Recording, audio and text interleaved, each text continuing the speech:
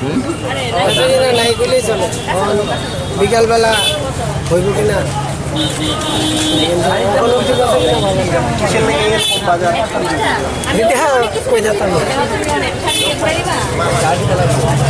কি জিনিসটা বুঝছেন